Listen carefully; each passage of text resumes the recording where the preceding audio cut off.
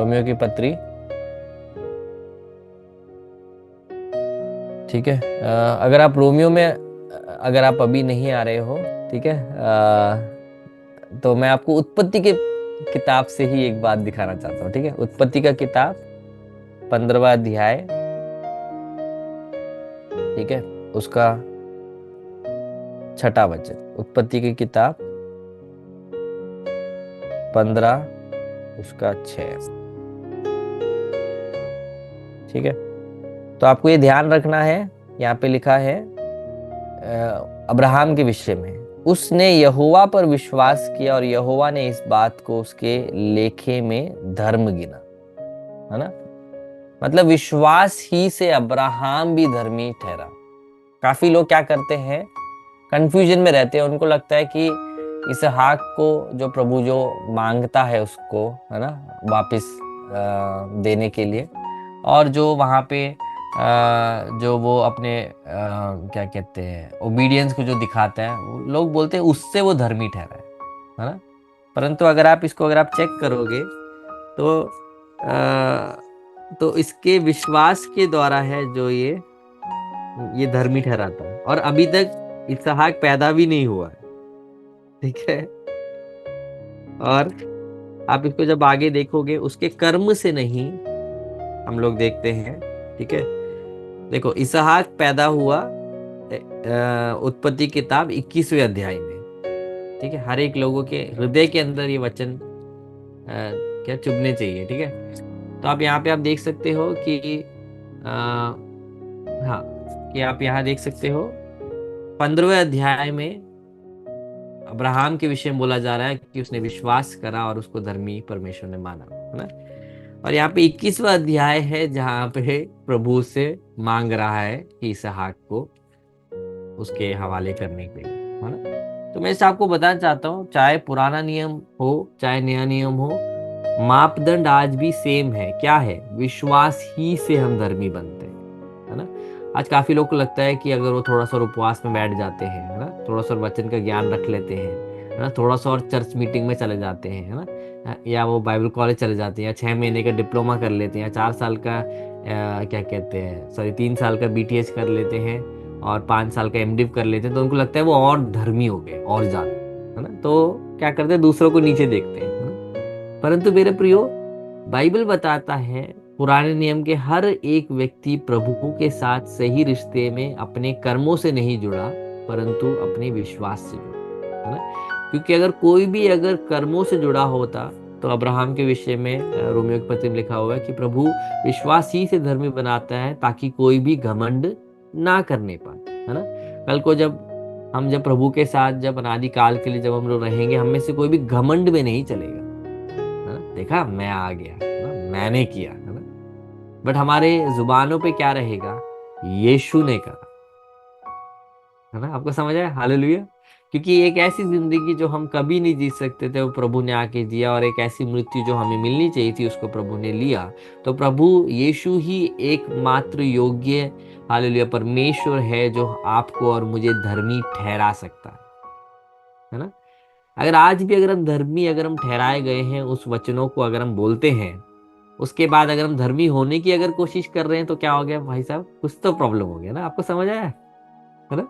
आज भी काफी लोग वचन तो बोल रहे हैं भाई हम विश्वास से धर्मी बने हैं, परंतु आज भी वो क्या करते हैं? वो अपने कामों से वो धर्मी बनने की कोशिश करते हैं। ठीक है, ठीक है। मैं आपको ये सारी बातें क्यों बता रहा हूं, हमें ये समझना है। ठीक है, और गलातियों 2:16 में भी पौलुस ने इस विषय में बात किया था। तो अभी ये जानकर कि मनुष्य व्यवस्था के कामों से नहीं पर केवल यीशु मसीह में विश्वास करने के द्वारा धर्मी ठहरता है। ठीक है, कोई भी हो, आज कहीं पे भी हो, आपके धर्मी ठहरने का एक ही तरीका है जो पुराने में भी था, वो था विश्वास से हमें धर्मी ठहरना है। हालेलुया। विश्वास एक किसान कर सकता है, एक डॉक्टर कर सकता है, विश्वास एक जमींदार कर सकता है और एक गरीब कर सकता है। ठीक है, विश्वास अमेरिकन भी कर सकता है, कैनेडियन भी कर सकता है, इंडियन भी कर सकता है, पाकिस्तानी भी कर सकता है, हर एक देश का व्यक्ति कर सकता है ना। मतलब किसी को प्रभु ने ज्यादा मौका नहीं दिया, सबको इक्वल रखकर क्योंकि सबने पाप किया है और परमेश्वर की महिमा से रहित है ना।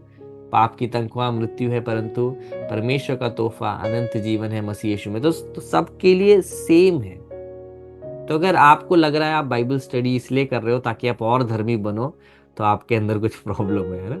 हम और धर्मी बनने के लिए नहीं बाइबल स्टडी हम पढ़ रहे हैं। हम बाइबल इसलिए स्टडी कर रहे हैं क्योंकि हमारे विश्वास के जीवन में ये हमें मदद करता है। हम इसलिए हम बाइबल को हम पढ़ते हैं ताकि हम पवित्रताई में, सिद्धता में हम आगे बढ़े, है ना। हम और धर्मी होने के लिए नहीं, हम और अपने आप को खाली करने के लिए, ना, संसार से दूर चलने के लिए है जो हम लोग बाइबल पढ़ते हैं, है ना। हम आराधना इसलिए नहीं करते ताकि हम और धर्मी हो जाए। हम आराधना इसलिए कर रहे हैं क्योंकि यीशु आराधना के योग्य है। आपको समझ आ रहा है? आज काफी जगह पे चीजें बदली हुई है ना। चीजें बदली होने के कारण क्या है, सब लोग ऐसे भटके हुए हैं, है ना। परंतु विश्वास ही से हम धर्मी ठहराए जाते हैं, है ना। गलातियों की किताब में हम कैसे देखते हैं, 2:16, इसको अंडरलाइन कर लो। तो भी ये जानकर कि मनुष्य व्यवस्था के कामों से नहीं पर केवल यीशु मसीह पर विश्वास करने से धर्मी ठहरता है, हमने आप भी मसीह यीशु पर विश्वास किया कि हम व्यवस्था के कामों से नहीं पर मसीह पर विश्वास करने से धर्मी ठहरे, इसलिए कि व्यवस्था के कामों से कोई प्राणी धर्मी न ठहरेगा। मतलब अगर आप एक नए अगर एक वाचा के अधीन रहने वाले एक विश्वासी हो, परंतु अगर आपको लग रहा है भाई कि मैं पुराने नियम के व्यवस्थाओं को मैं पूरा करूंगा, तो आप फिर से क्या कर रहे हो, फिर से गुलामी में जा रहे हो, है ना। वो क्या गुलामी है और ये 5वें अध्याय में क्या आजादी है उसको मैं आपको समझाऊंगा ना। इसलिए गलातियों की पत्री काफी कलीसियाओं में नहीं सिखाती, क्योंकि अगर सिखा दिया, मसीह लोग अगर सही रीति समझ गए, तो वो क्या करेंगे, वो फिर गुलामी में नहीं रहेंगे, है ना। वो नियम कानून जो बनाकर लोगों को गुलाम में आज भी रखा जा रहा है कि भाई तुम ये और करोगे तो तुम को हम धर्मी मानेंगे, ना, है ना। मेरे प्रियो, विश्वास ही से हम धर्मी ठहरते हैं, है ना। मार्टिन लूथर ने इसको लेकर उसने मोर्चा कसा कैथोलिक कलीसिया के खिलाफ, है ना, जो बता रहे थे भाई नहीं, कर्म से होता है ना, है ना। नहीं भाई, तुम बन सकते हो, है ना, पैसे दे के तुम भर सकते हो, है ना। परंतु जब उसको समझ आया नहीं, हम विश्वास ही से हम धर्मी ठहरते हैं, तो हम लोग देखते हैं कि उनके जीवन में परिवर्तन आ गया, है ना। अभी हम लोग देखते हैं रोमियो की पत्री 4:3। आज कुछ कुछ वचनों को हमें दूसरे पत्रियों से हमें पढ़ना पड़ेगा ताकि हम उसको सही रीति से समझ सके। रोमियो 4:3, पवित्र शास्त्र क्या कहता है, ये कि इब्राहिम ने परमेश्वर विश्वास किया और ये उसके लिए धार्मिकता गिना गया, है ना। आपको समझ आ रहा है?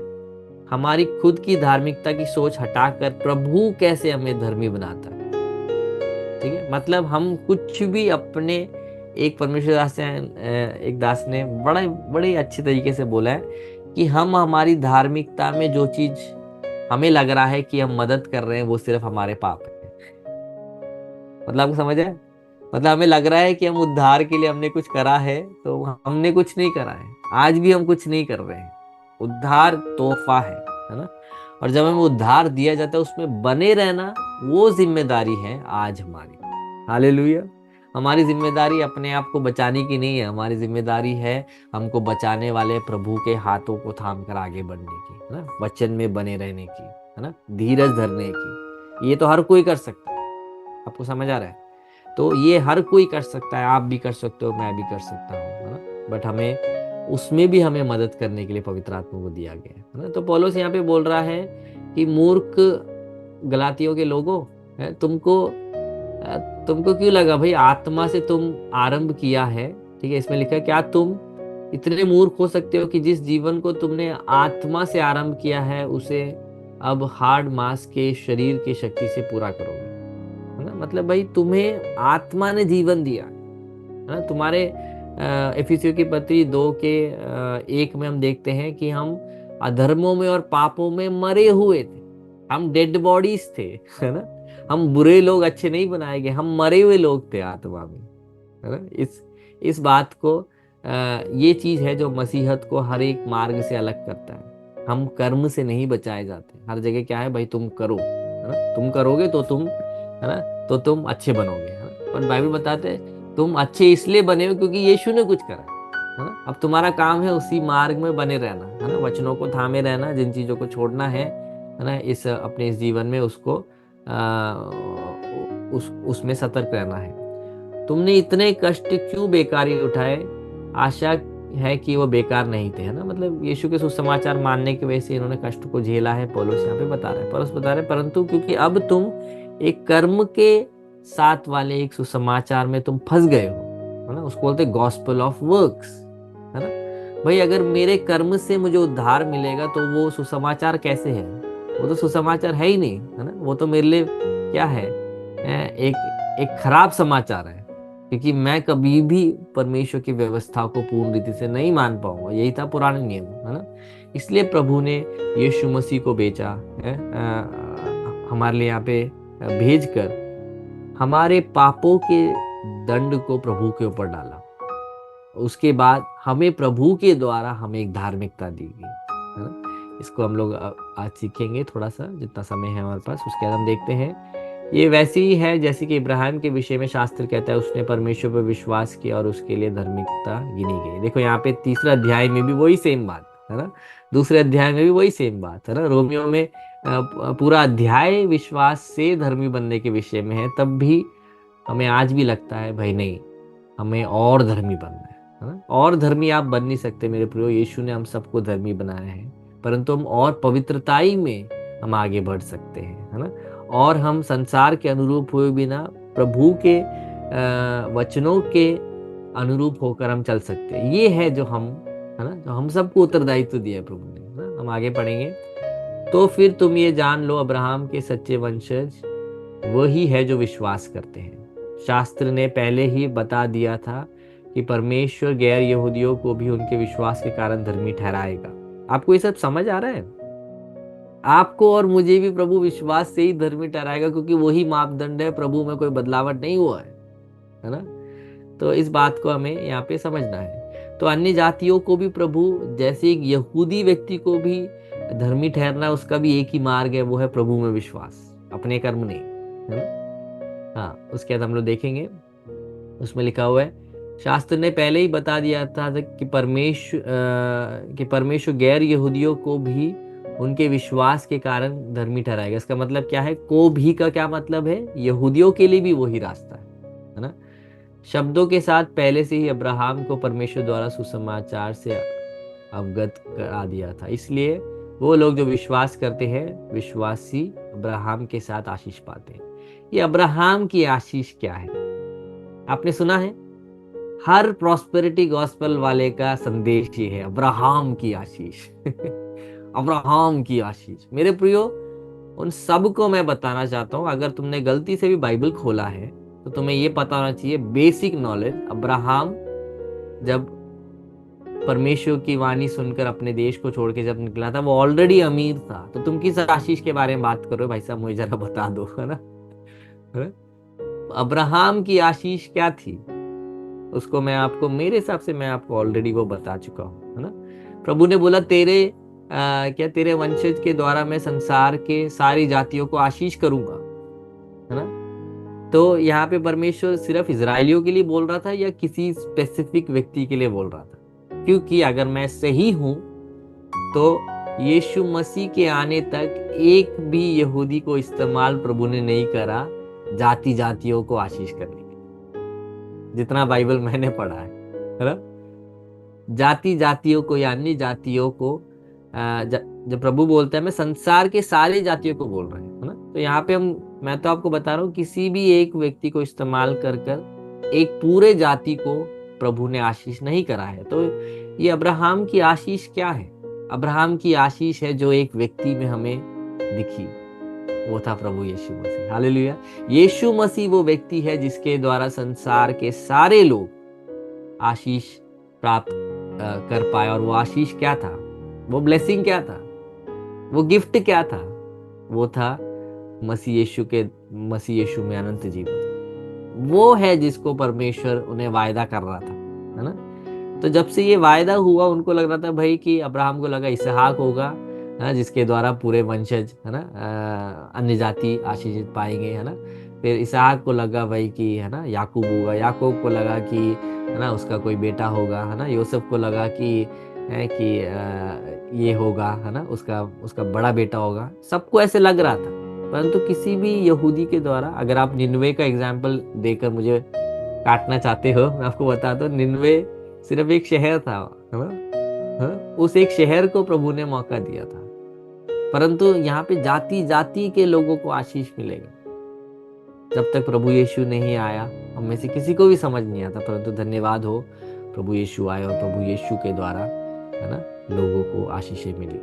तो ऐसे ही लिखा हुआ है, किंतु वो सभी लोग जो व्यवस्था के विधान के पालन पर निर्भर रहते हैं, वो तो किसी आशीष, किसी अभिशाप के अधीन है। देखो, व्यवस्था के अधीन जो है वो श्राप के अधीन है। देखा आपने, मैं नहीं बोल रहा हूँ, बाइबल बोल रहा है, इसलिए मैं आपको डिस्प्ले करके दिखा रहा हूँ। कल को आधा वीडियो काट के, है ना, कुछ बना मत देना। यहाँ पे आप सबके पास बाइबल है, सब लोग खुद जांच कर सकते हो, ठीक है। ऐसा हर व्यक्ति श्रापित है जो व्यवस्था के विधान की पुस्तक में लिखी हुई हर बात का लगन के साथ पालन नहीं करता, क्योंकि व्यवस्था में ऐसा एक क्लॉज एडेड है कि भाई जो इसको पालन नहीं करता वो श्रापित।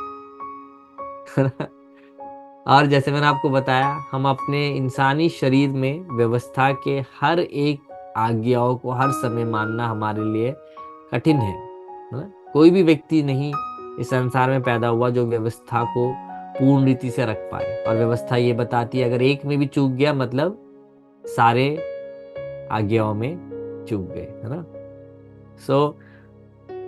तो हमारे लिए बहुत ज़रूरत है हम इस बात को समझे कि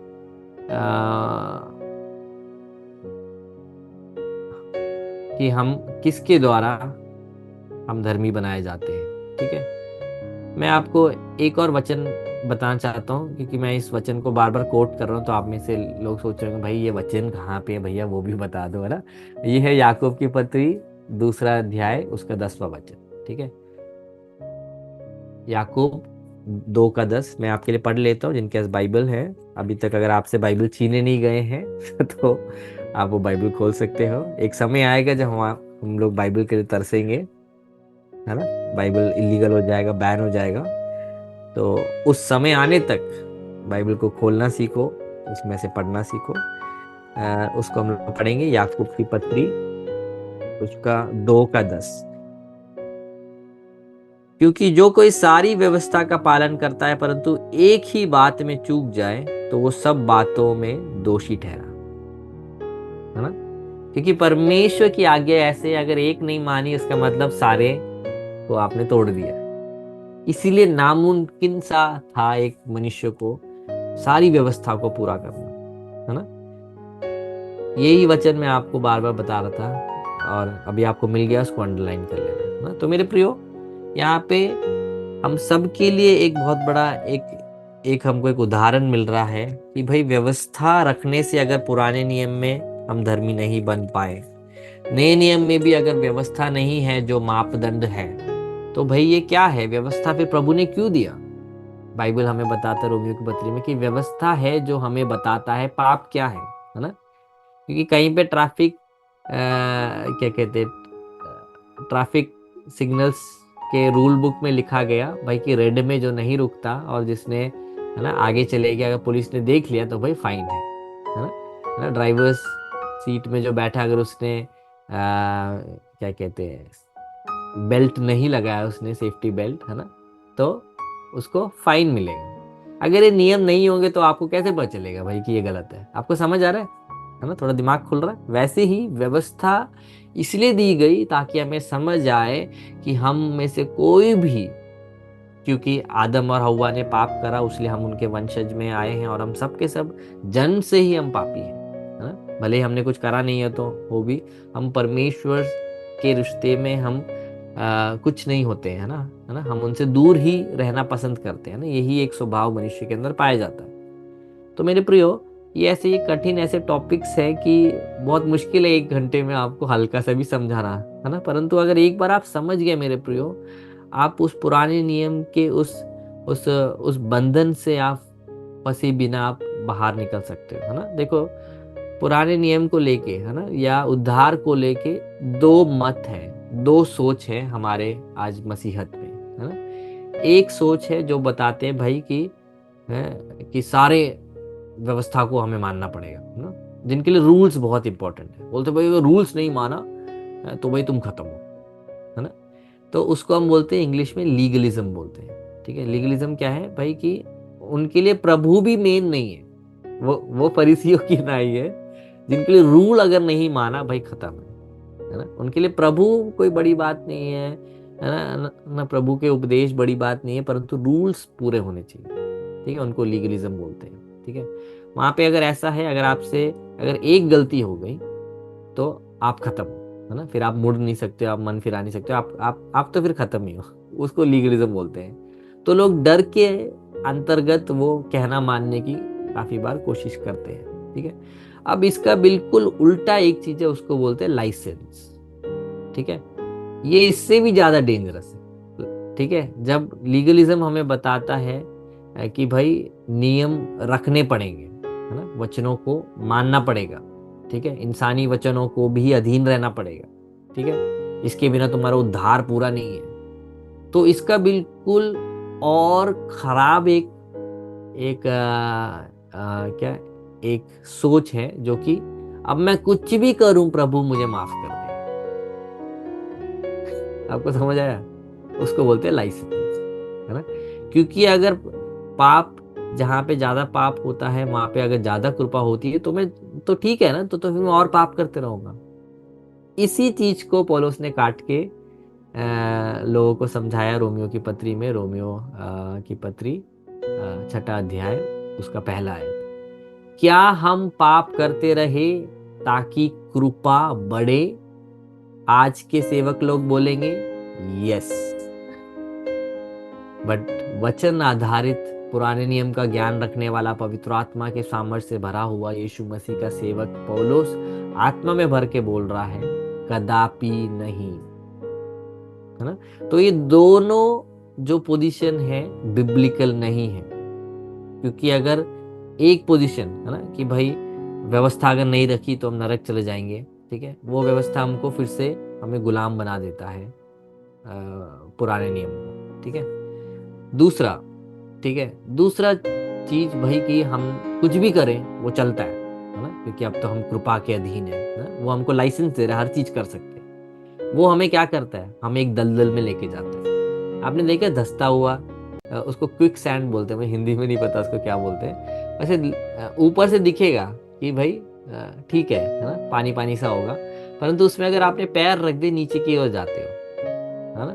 तो उसको मैं जस्ट वैसे ही ट्रांसलेट कर रहा हूँ, धंसने वाला कीचड़, है ना, या मतलब दलदल जैसे जहाँ नीचे जा रहे हो। उसको हिंदी में एग्जैक्टली क्या बोलते हैं मुझे नहीं पता, इंग्लिश में उसको क्विक सैंड बोलते हैं। एक बार आपका पैर वहां चले गया, आप जितना हिलोगे उतना आप नीचे चले जाओगे, है ना। तो मेरे प्रियो, ये दोनों चीजों से बाइबल दूर रहने के लिए बोलता है।